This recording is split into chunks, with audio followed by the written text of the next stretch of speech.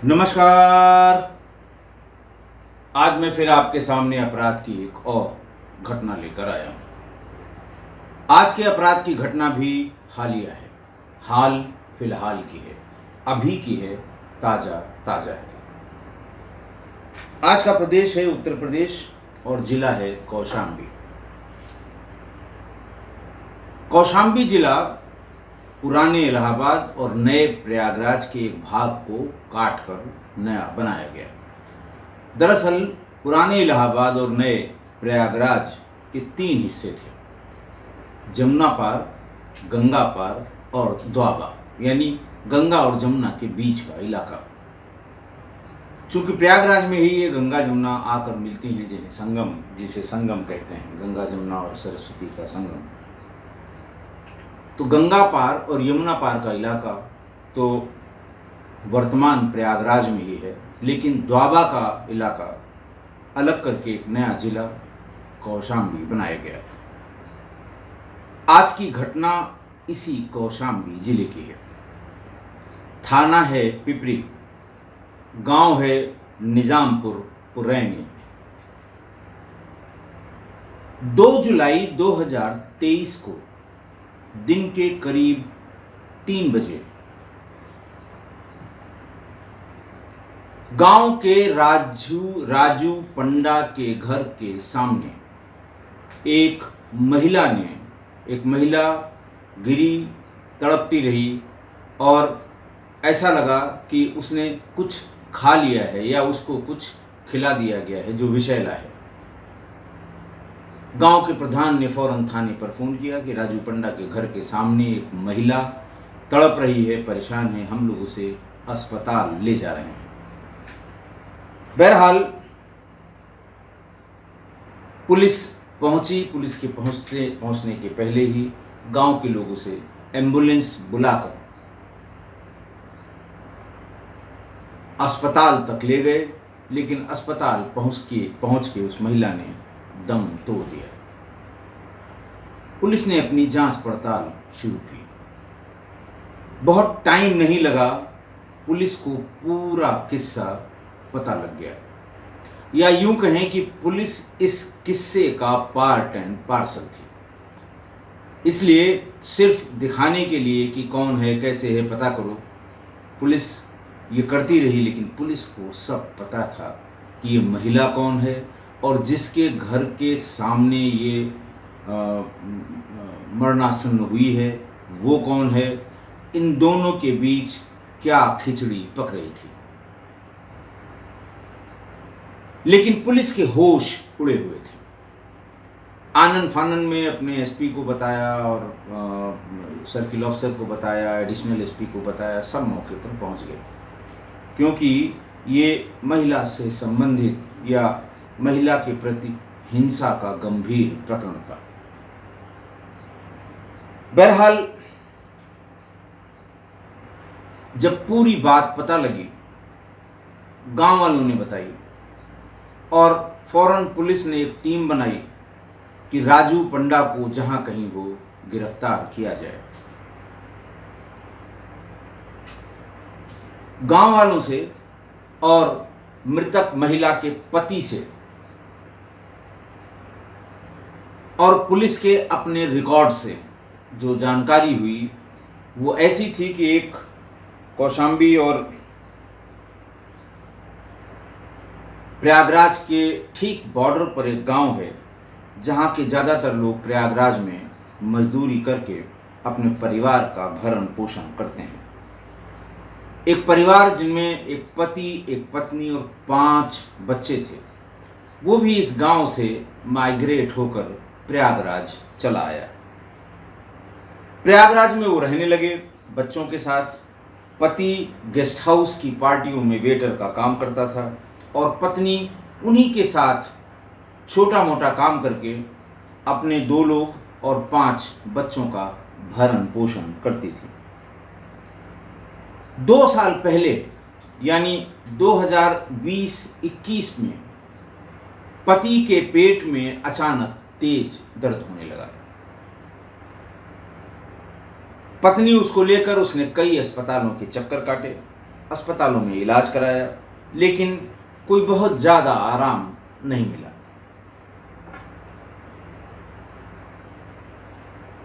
पत्नी ने पति की ऐसी गंभीर हालत देखकर अपने जानने वालों से, टोला पड़ोसियों से, जहां काम करती थी वहां की महिलाओं से ये जानकारी लेती रही कि कहाँ इलाज कराएं कि इसकी तकलीफ हमारे पति की दूर हो जाए। जहाँ जहाँ लोग बताते थे कि फलां डॉक्टर बिल्कुल स्पेशलिस्ट है और फलां का इलाज किया, 3 दिन में फिट हो गया, जैसा चलन है लोगों को एक दूसरे के बारे में से बात करने का, और इस तरह की बातें आधी सच्ची, आधी झूठी, आधी कथा किस्से और आधी फैक्ट्स पर आधारित बातें हर समाज में की जाती हैं। एक दिन पत्नी बाजार से लौट रही थी। पत्नी यानी कि मृतका, जो राजू पंडा के घर के सामने कथित रूप से जिसने कीटनाशक खाकर आत्महत्या कर ली थी, वो बाजार से लौट रही थी। रास्ते में उसे गांव की एक महिला मिली।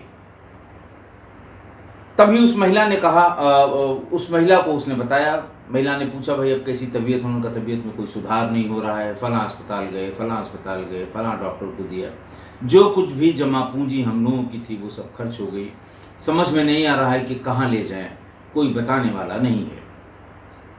तभी उस महिला ने कहा कि मैं अपने कौशाम्बी के निजामपुर पुरैनी गांव के तांत्रिक राजू पंडा के बारे में मैंने बहुत सुना है। ऐसे तकलीफ़ों, ऐसे मरीजों, ऐसे मर्जों की बड़ी अचूक उनके पास विद्या है जो वो ठीक कर देते हैं। पत्नी ने ये बात सुनी। महिला गांव की उनकी पड़ोसी थी, जानने वाली थी। उस पर विश्वास करके दौड़ते दौड़ते बिना वक्त गंवाए वो राजू पंडा के पास पहुंच गई। पति की बीमारी के बारे में बताया। राजू ने दावा किया कि मैं थोड़े दिन के भीतर ही इसे ठीक कर दूंगा। इसके बाद पति पत्नी ने इलाज कराना शुरू किया। वो बार बार राजू पंडा के घर जाते रहे। उसने अपने तरीके से इलाज शुरू किया, जो इस तरह के फ्रॉड, धूर्त, दुष्ट और ड्रामेबाज, नाटकबाज जो ये स्थानीय होते हैं, बाबा, साधु, तांत्रिक, ओझा, सोखा, वो कभी 2 लौंग दे देता था, कभी कभी उसे धुआं सुंघा देता था, कभी कुछ राख पुड़िया में बांध के दे देता था। रात में सोने के पहले एक पुड़िया खा लेना, रात सुबह उठते ही एक पुड़िया खा के पानी पी लेना। ये सब जो टिटिम में होते हैं उनके फर्जी वाले। कुछ साइकोलॉजिकल भी होता है, चूँकि वो जो बात करते समय कुछ ऐसे शॉर्ट साइकोलॉजिकल आदमी को कुछ साइकोलॉजिकल तरीके से इतना भ्रमित कर देते हैं कि जैसे ही 3 खुराक खाओगे आराम मिल जाएगा, जैसे ही 6 खुराक पूरी होगी बिल्कुल ठीक हो जाओगे, 1 हफ्ते के इलाज के बाद तुम दौड़ने लगोगे। कुछ इस तरह की बातें वो बताते हैं ताकि अगला आदमी कम से कम 1 हफ्ते तक उसके पास आता जाता रहे और उसके बारे में हम थोड़ी सी सूचना और उसी से इकट्ठा कर सकें। तांत्रिक ने पीड़ित परिवार से शुरू में 1 नए पैसे नहीं लिए और इसी तरह कभी लौंग, कभी धुआं, कभी भभूत, कभी कुछ, कभी रक्षा सूत्र, इस तरह की लकड़ी में लपेट के कुछ कपड़े, जिस तरह का जो उसने अपना टिटिम्मा फैलाया। तो शुरू में पीड़ित को ये लगा, बीमार को या मरीज को ये लगा कि ये तो आराम होने लगा है, और करीब 1 साल तक वो इलाज का नाटक करता रहा। महिला का पति कभी ठीक होता था, कभी अचानक फिर बीमार पड़ जाता था। एक दिन वो तांत्रिक के पास गया और बोला कि अब मैं बार बार अपना काम छोड़कर आपके यहाँ नहीं आ सकता। उस समय शादियों के सीज़न थे।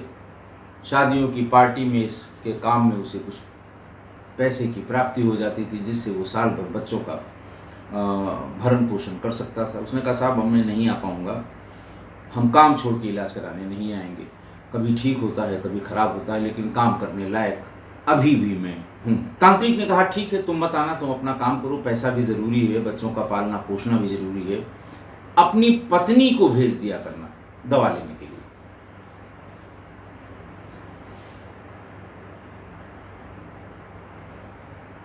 ये बात उसने अपनी पत्नी से बताई और ये भी कहा कि तुम्हें भी जाने की ज़रूरत नहीं, कोई फ़ायदा वायदा है नहीं, कुछ फर्जी टाइप के लग रहे हैं और हम लोग किसी डॉक्टर को दिखाएंगे तभी ठीक होगा, अब इनके चक्कर में पड़ना ठीक नहीं है। लेकिन पत्नी नहीं मानी। उसने कहा नहीं, ठीक तो यही करेंगे। आखिरकार 20 दिन इन्होंने ही ठीक किया था, फिर गड़बड़ हुई, फिर ठीक करेंगे, हम इन्हीं से इलाज कराएंगे।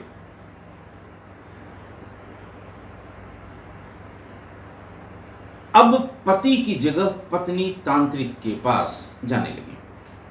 वो अपना कुछ मंत्र पढ़ता था, कुछ पानी फेंकता था, कुछ जहाँ उसने अपना एक हवन कुंड टाइप का बना रखा था, उसमें जलती हुई आग में कुछ पानी डाल दिया, पानी बुझ गया। उनका देखो मर गया जो इसके भीतर का भूत था, अब ये पुड़िया ले जाना, खिला देना, अब ठीक हो जाएगा। ये जो तरह तरह के इनके ड्रामे, नाटक, दिखावा, टिटिम्मे जो होते हैं वो सब वो करता रहा और कुछ महीने ये चलता रहा। एक दिन जब पत्नी तांत्रिक के पास गई और बताया कि महाराज कोई बहुत ज़्यादा फ़ायदा हो नहीं रहा है, उन्होंने कहा मैं जानता हूँ ये फ़ायदा नहीं हो रहा है, मुझे पहले ही तुमसे कह देना चाहिए था, लेकिन आज मैं खुल के बता रहा हूँ कि जब तक तुम मुझसे शारीरिक संबंध नहीं बनाओगी, तुम्हारे पति की तबीयत नहीं ठीक होगी। ये इनका मोडस ऑपरेंडी है कि जान का भय दिखाइए, किसी के भी जान का भय दिखाइए। और पति के जान का प्रश्न था तो उसने ये भी कहा कि देखो हम तंत्र मंत्र को अपने ऊपर नहीं लेंगे, जो इसके ऊपर प्रेत बाधा है, ऊपरी हवा है, अगर तुमने मुझसे संबंध नहीं बनाए तो ये मेरी तरफ मुड़ सकता है, बजाय पहले कि ये इससे पहले कि ये मेरी तरफ मुड़े मैं तुम्हारे पति को ही मार दूंगा। महिला उहापोह में पड़ी, प्राइमा फेसी उसने मना कर दिया, लेकिन उसको लगा कि अगर मैं मना कर रही हूँ और ये बाबा जी का यानी तांत्रिक महाराज का अगर इनका मुंह उखड़ गया तो मेरे पति की जान चली जाएगी। बहरहाल तांत्रिक ने उसकी पत्नी से अपने संबंध बना लिए। वो बार बार उसको बुलाता रहा और उससे शारीरिक संबंध बनाता रहा। और अभी से करीब 1 साल पहले यानी 2022 में उसने उस महिला को अपने घर में ही रख लिया, जबकि इस तांत्रिक यानी राजू पंडा की अपनी पत्नी और 5 बच्चे घर में मौजूद थे। महिला कुछ दिन वहां रही, इलाज के नाम पर वो सब कुछ होता रहा, उसका शोषण होता रहा। बच्चे इस बीच में जब परेशान होते तो कभी कभी अपनी माँ से मिलने के लिए आते थे। पिता भी कहता था कि भाई वहाँ रुकी हैं, हमारा इलाज करा रही हैं, हाल चाल ले लिया करो।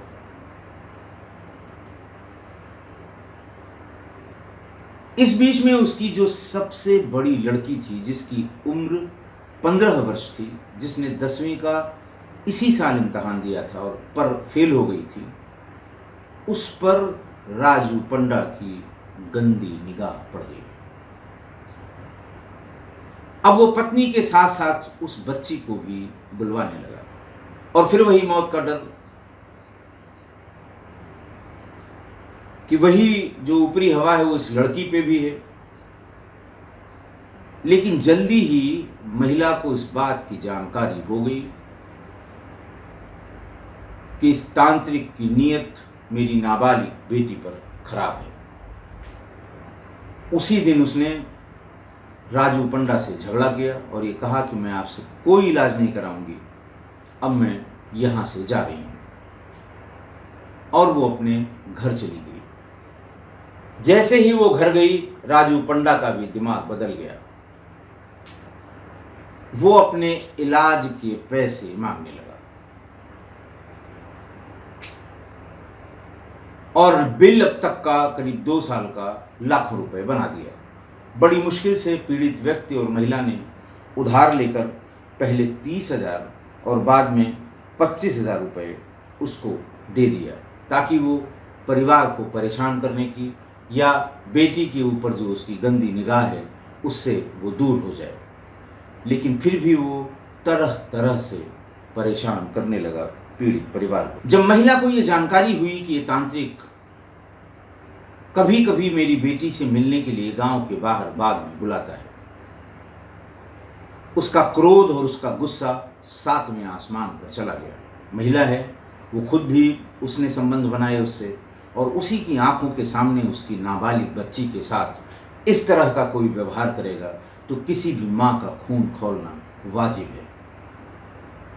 6 मई 2023 को महिला पहली बार थाने की चौकी चायल चौकी में बेटी को लेकर गई और एक एप्लीकेशन दी। इस तांत्रिक ने मेरी बेटी के साथ दुर्व्यवहार किया है, मेरी FIR लिखी जाए।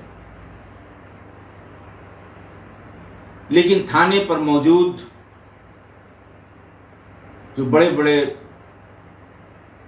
अधिकारी, सिपाही, दरोगा जी होते हैं, उन्होंने फौरन उसको बुलवाया, इन लोगों के सामने उसे डांटा और जो निरोधात्मक कार्रवाई यानी प्रिवेंटिव एक्शन होता है 151 CRPC का, 107, 116 CRPC का, उसमें उसको डिटेन कर लिया प्रिवेंटिव एक्शन में। माँ बेटी को ये लगा कि मुकदमा कायम हो गया, अब ये जेल चला जाएगा, ये पीछा मेरा छोड़ देगा, लेकिन दरअसल कोई FIR नहीं लिखी गई थी। सिर्फ उस तांत्रिक के विरुद्ध निरोधात्मक कार्रवाई की गई थी, प्रिवेंटिव एक्शन किया गया था। और वो अगले दिन यानी 7 मई 2023 को वापस घर आ गया। फिर महिला चौकन्नी हुई कि तो जेल चला गया था, इतनी जल्दी कैसे आ गया। बाहर आते ही उसने पहला काम किया, 7 तारीख को बाहर आया और 8 तारीख को उस नाबालिग बच्ची को अपने साथ फिर बहला फुसला कर अपने घर ले गया। माँ फिर परेशान हुई। वो 9 तारीख को, अब की बार चूंकि चौकी से कुछ हुआ नहीं था, उसे छोड़ दिया गया था, या प्रिवेंटिव एक्शन के बाद उसकी जमानत SDM की कोर्ट से होती है, उसने करा ली होगी। 2 गवाह खड़ा करके कुछ ज़मीन या वाहन के कागजात जमा करके ज़मानत हो जाती। प्रिवेंटिव एक्शन में कोई बहुत बड़ी बात होती नहीं है, इसलिए वो अब की बार पिपरी थाने पर गई और पिपरी थाने में शिकायत की कि ऐसा ऐसा हुआ था और कोई कार्रवाई नहीं हुई, और वो फिर मेरी लड़की को लेकर भाग गया। मेरी लड़की नाबालिग है, उसके हाई स्कूल का जो एडमिट कार्ड था वो ले गई, उसमें उसकी तारीख, जो जन्म की तारीख है, वो 1 जनवरी 2008 लिखी हुई थी, यानी वो 15 साल की थी। लेकिन पुलिस तो पुलिस, उसने तब भी इनकी तहरीर पर या इनकी एप्लीकेशन पर कोई कार्रवाई नहीं की, बल्कि शायद तांत्रिक को कुछ इसका डर भय दिखाकर ऐसा किया कि 11 मई को राजू पंडा खुद उस लड़की के साथ थाने पर उपस्थित हुआ और थाने को सुपुर्द कर दिया कि साहब ये जिसके बारे में इतनी शिकायत की जा रही है, ये मैं सुपुर्द करता हूँ, आप उनके घर वालों को बुलाकर इसे दे दीजिए।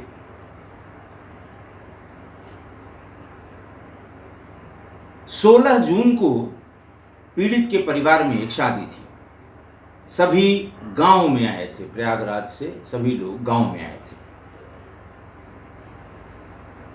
पीड़ित की बड़ी बेटी भी उनके साथ थी, सारे बच्चे, पीड़ित और पीड़ित की का पति, ये सभी उनके साथ थे, गांव आए थे, शादी अटेंड कर रहे थे।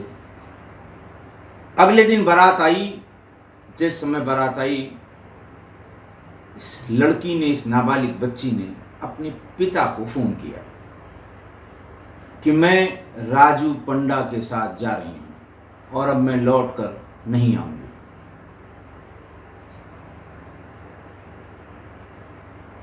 पीड़ित ने यानी पिता ने पुलिस को ये बताया कि साहब संभवतः वो किसी वाहन में थी और साथ में ये राजू पंडा भी था, क्योंकि उसकी भी आवाज़ आ रही थी।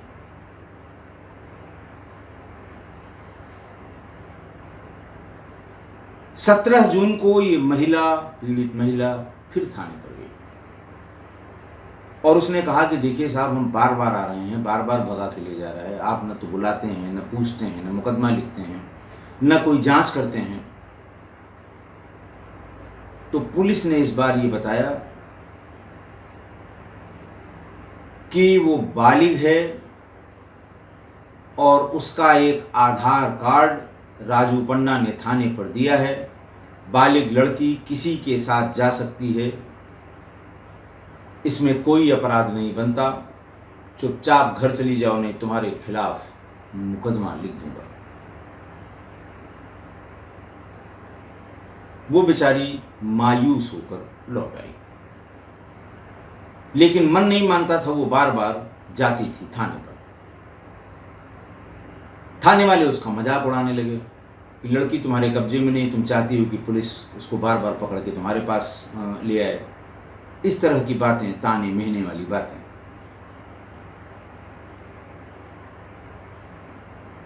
इसी बीच राजू पन्ना ने मंझनपुर तहसील में एक फर्जी आधार कार्ड के आधार पर एक मैरिज रजिस्ट्रेशन करा लिया और मैरिज रजिस्ट्रेशन सर्टिफिकेट थाने पर लाकर दे दिया और ये कहा कि मेरी शादी हो गई है, इन लोगों से कह दीजिए कि अब बार बार मुझे परेशान न करें।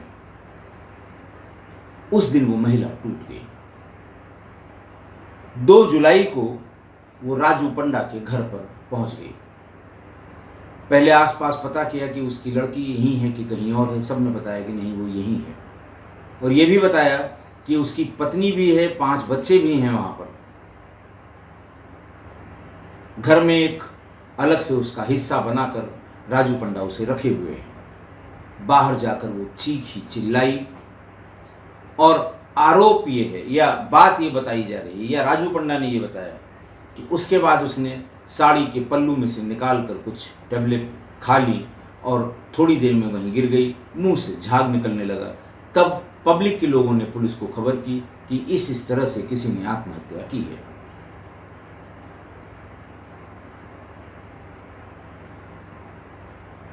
मृतक महिला के पति कहते हैं कि साहब मेरी पत्नी ने जहर नहीं खाया, उसे जहर खिलाया गया है। जब उसने जहर खाया उसके 2 घंटे बाद मेरे पास फोन आया कि तुम्हारी पत्नी ने जहर खा लिया है, लेकिन मैं उसे जानता हूँ, वो आत्महत्या नहीं कर सकती। बहुत ही जुझारू और परिस्थितियों का डटकर मुकाबला करने वाली महिला है। तब तक ये बात चर्चाएं आम हो गई थी कि ये महिला 3 बार थाने पर, 2 बार चौकी पे जा चुकी है और इसी तांत्रिक की शिकायत कर चुकी है कि उसकी नाबालिग बेटी को ये बार बार भगा के ले जाता है, लेकिन पुलिस ने कोई कार्रवाई नहीं की और फाइनली इसने आकर यहाँ पर आत्महत्या कर ली। अखबारों में जैसे ही हुआ आफत मच गई। आनन फानन में कई टीमें बनाई गई। हर टीम को उसे खोजने का जिम्मा दिया गया। राजू के साथ उसके 3 भाइयों और पत्नी के फोन भी सर्विलांस पर लगाए गए। 6 जुलाई को राजू को गिरफ्तार कर लिया गया। उसके साथ उसकी पत्नी, 3 भाई और वो नाबालिग बेटी भी बरामद हो गई। महिला कांस्टेबल और सब इंस्पेक्टर उसे लेकर थाने पर आए। उससे तमाम पूछताछ करने की कोशिश की गई, लेकिन उसने किसी भी सवाल का जवाब नहीं दिया। एक चुप हजार चुप। चूंकि ये बात अखबारों में, सोशल मीडिया में बहुत इसका हल्ला हो चुका था, लिहाजा सारे पत्रकार भी वहां इकट्ठा हुए। पत्रकारों ने भी घंटों उससे बात करने की कोशिश की, लेकिन उसने कुछ भी बताने से इनकार कर दिया। बस वही कहती रही कि मैं वापस नहीं जाऊंगी। एक महिला कांस्टेबल ने इस नाबालिग बच्ची के पिता से ये कहा कि बच्ची नाबालिग है, रिकॉर्ड्स के हिसाब से। इसलिए आप अगर चाहें तो इसे हम आपको लिखा पढ़ी में सुपुर्द कर सकते हैं। पिता ने, लड़की भी वहीं बैठी थी, पूरे पत्रकार मौजूद थे, थाने के सारे लोग मौजूद थे। पिता ने कहा कि इसने और उस तांत्रिक ने मिलकर मेरी पत्नी को मार दिया है।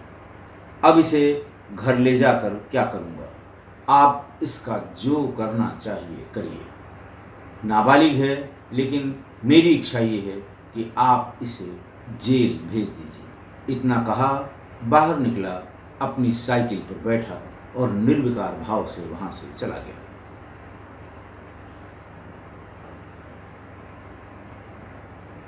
पिता की उपस्थिति में जब प्रेस वालों ने कहा कि भाई आप इसको बार बार नाबालिग कहते हैं और एक आधार कार्ड इसके बालिग होने का दिखाकर इसने शादी कर ली, उसने कहा साहब ये इसी साल के हाई स्कूल के एग्ज़ाम का एडमिट कार्ड है, इसमें जन्म की तारीख 1 जनवरी 2008 लिखी हुई है और ये सही है। 1-2 दिन का अंतर हो सकता है, हम लोग पढ़े लिखे नहीं हैं, तारीख का बहुत ज्ञान नहीं है। जब ये पैदा हुई थी हो सकता है 1 दिन आगे या 1 दिन पीछे हो, क्योंकि हम लोग तो तारीख जब बताते हैं कि साहब फलां जेठ का महीना था, ये अगहन का महीना था, या बरसात हो रही थी, या फलां के घर में फलां आदमी की डेथ हुई थी, या फलां के घर में फलां आदमी लड़का और पैदा हुआ था उसके 3 दिन बाद, ये इस तरह के लैंडमार्क से वो बच्ची या बच्चे की जन्म तिथि को याद रखते हैं। लेकिन इससे काम चलने वाला नहीं। रिकॉर्ड्स में हमेशा आपको एक तारीख बतानी होगी जो 1 जनवरी 2008 बताई गई थी। पुलिस ने ये बताया कि तंत्र मंत्र के भय के कारण ये पूरी घटना हुई है और इसका जो जिम्मेदार है वो वही फर्जी, फ्रॉडिया, ढोंगी तांत्रिक है, राजू पंडा। बहरहाल जेल भेज दिया गया है राजू पंडा और उसके इस क्राइम में सहयोग करने वाले लोगों को। लड़की को जो बाल सुधार गृह नारी निकेतन में रखा गया है, ट्रायल में चीज़ों का पता लगेगा। आज की घटना में फिर एक फरेबी, जालसाज, धूर्त और आपराधिक मानसिकता वाले ढोंगी तांत्रिक ने पूरे परिवार को छिन्न भिन्न कर दिया। महिला मर गई। ये अभी भी क्वेश्चनेबल है कि उसने स्वयं ये जहर खाया या जब घर में अपनी बेटी को से मिलने के लिए वो चिल्ला चिल्ला कर घर में घुसी थी तब किसी ने इसे जहर खिला दिया। पहले उस महिला से शारीरिक संबंध बनाए, जब उससे मिलने के लिए उसकी बेटी आई उससे भी शारीरिक संबंध बनाया, फिर उसे भगाकर ले गया, फर्जी आधार कार्ड बनाकर मंझनपुर की कोर्ट में अपना मैरिज रजिस्ट्रेशन करा दिया और बाप बेचारा दर दर की ठोकरें खाता रहा।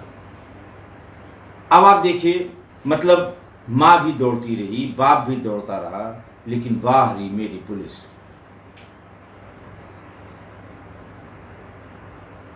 महिला ने इसी तांत्रिक के विरुद्ध एफआईआर कराने के लिए एक दरखास्त 6 मई 2023 को दी, लेकिन न एफआईआर लिखी गई, न उस पर कोई कार्रवाई हुई।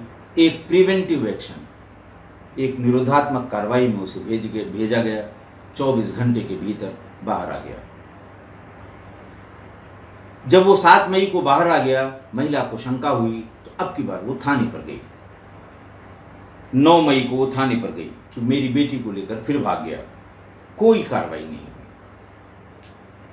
और उसके ज़्यादा हल्ला गुल्ला मचाने की वजह से 12 मई को ये ढोंगी तांत्रिक उस लड़की को लेकर खुद थाने पर आया और पुलिस वालों के सुपुर्द कर दिया।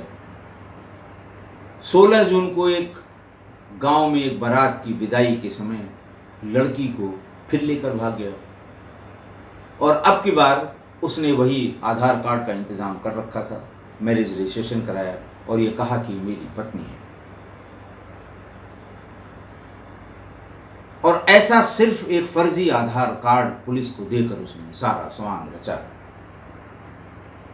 पुलिस ने आधार कार्ड की जांच नहीं की। अगर जांच की होती तो ये रहस्य भी खुलता और फिर कुछ तो दबाव बनता कि लड़की नाबालिग है, उसे लेकर कोई भागा हुआ है। लेकिन पुलिस ने यह जहमत नहीं उठाई कि उस आधार कार्ड की भी जांच कराई जाए। उसी आधार कार्ड को लगाकर ये शादी भी हो गई। अब चूंकि माँ और बाप सही उम्र और सही बात जानते थे, माँ बाप हैं, उन्हें बिल्कुल सही पता होगा। सही या गलत का अंदाजा सिर्फ माँ और बाप को होगा। माँ जब थक हार कर परेशान हो गई और अंतिम बार उसे थाने से ये झिड़की मिली या ये धमकी मिली कि बालिग थी, शादी कर ली, बार बार थाने पर मत आया करो, वो एकदम टूट गई। और तब फिर वो तांत्रिक के घर जाकर उसने पहले बेटी को बुलाने की कोशिश की, लेकिन उसके बाद कहा यह जाता है कि उसने सल्फास की गोलियां खा ली। और जब वो मरणासन हो गई, तब पुलिस की नींद खुली और फौरन गिरफ्तारी हो गई 4 दिन के भीतर। वो 2 मई से दौड़ रही थी, एफआईआर भी नहीं हुई और 4 दिन के भीतर वो गिरफ्तार होकर थाने पर आ गया। और अब आप सोचिए उस माँ बाप पे क्या बीत रही होगी, या उस बाप पे क्या बीत रही होगी जिसकी अपनी एक बेटी की वजह से, जो तांत्रिक से जाकर मिल गई, उसकी पत्नी की जान चली गई। इसीलिए शायद उसने ये कहा कि आप इसको जेल भिजवा दीजिए, मैं कतई इसे अपने साथ लेकर नहीं जाऊंगा। पुलिस कर्मियों के खिलाफ कोई कार्रवाई हुई कि नहीं हुई, इसकी कोई जानकारी मुझे नहीं है, जबकि मेरे विचार से ये पुलिस का क्रिमिनल नेग्लिजेंस था, जिसकी वजह से एक महिला की जान चली गई। और इन सभी पुलिस कर्मियों को, जिन्होंने पहली बार वो एफआईआर लिखने से मना किया, जिन्होंने उसको सिर्फ प्रिवेंटिव एक्शन में बंद कर दिया, फिर जिन्होंने दूसरी बार एफआईआर लिखने से मना किया, फिर उसी पुलिस ने उसी अपराधी से, उसी अभियुक्त से उस लड़की को लेकर वो थाने पर आया। किसने उसे एंटरटेन किया? क्यों बच्ची को छोड़ के उसे वहाँ से जाने दिया गया? क्यों नहीं उसकी माँ या बाप को थाने पर बुलाया गया? और क्यों आधार कार्ड की जांच नहीं हुई? एडमिट कार्ड की जांच तो पूरी की उन्होंने कि 1 जनवरी 2008 सही लिखा है कि नहीं लिखा है। स्कूल तक गए, कॉलेज तक, कॉलेज के रिकॉर्ड देखे, यूपी बोर्ड के रिकॉर्ड देखे, तो पता लगा नहीं साहब एडमिट कार्ड तो सही है, लड़की नाबालिग है।